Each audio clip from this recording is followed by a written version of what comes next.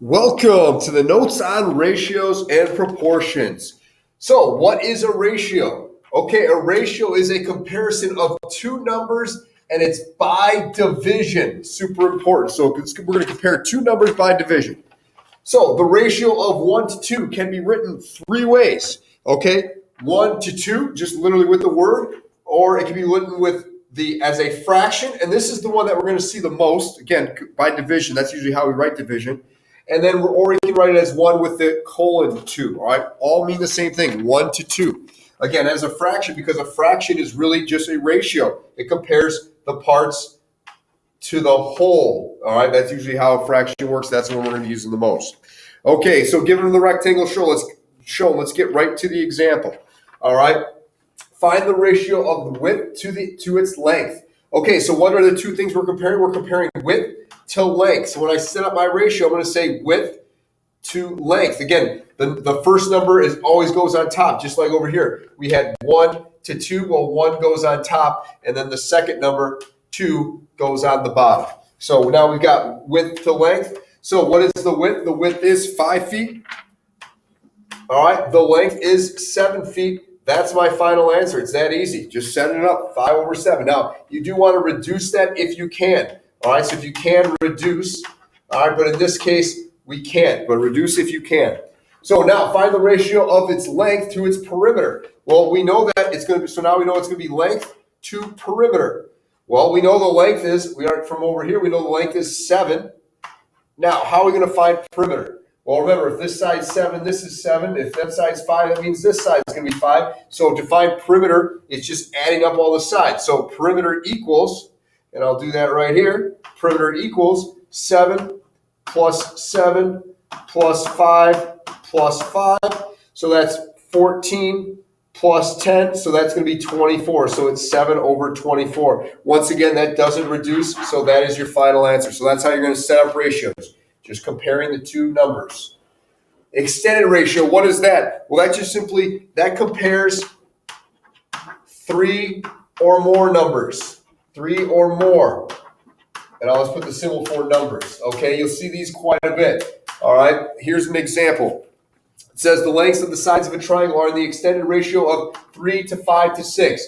The perimeter of the triangle is 98 units. What is the length of each side? So for these problems, what you're going to do is you're going to look at that extended ratio, and you're just going to put an x after each and add them together. So we're going to say 3x plus 5x plus 6x, and that's going to equal 98.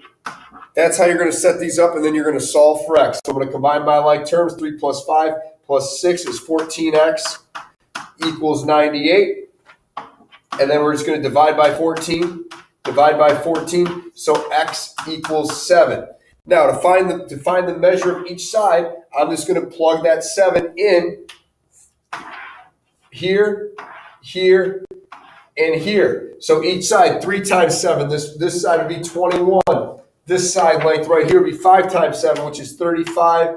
And this one would be 6 times 7, which would be 42. So that would be the length of each side. All right, there's ratios. Now let's take a look at proportion. Okay, what is a proportion? Okay, that is simply when two ratios are equal. Two ratios are equal. Here's an example. All right, you guys are familiar. Let's use that 1 to 2. All right, what would be another ratio that's equal to that? Well, that would be 4 over 8, for instance. So this right here would be an example of a proportion. Two ratios that are equal.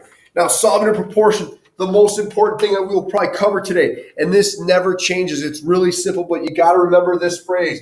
All right, I'm going to write a nice big cross multiply. Every time to solve a proportion, that's how we're going to do it. Cross multiply, and then I'll put kind of in parentheses, and then we're probably going to have to divide. So cross multiply and divide. Let's take a look at an example right here. Okay, so here is two ratios set equal to each other, so that is a proportion. How do we solve a proportion? We cross multiply. So I'm going to say 6 times 15. And then that's going to equal 5 times x. 5x. So 6 times 15.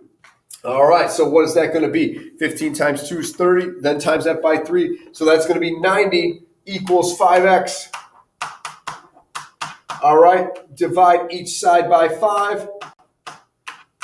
So x is going to equal 18. Again, if you plug that into that ratio right here, it would be true. 6/5 is the same as 18/15. Okay, this one right here, a little bit different. Got to be remembered to distribute. That's going to be the key to this side right here. So we're going to take that 6. Now, put parentheses, super important, times x minus 6 equals, the other side again would just be 3x. Have to distribute. That's the mistake most people make. Forget that step. Use those parentheses. So 6x minus 36 equals 3x. All right, I'm going to get the 6x on the same side as the 3x. So minus 3x minus 6x minus 6x.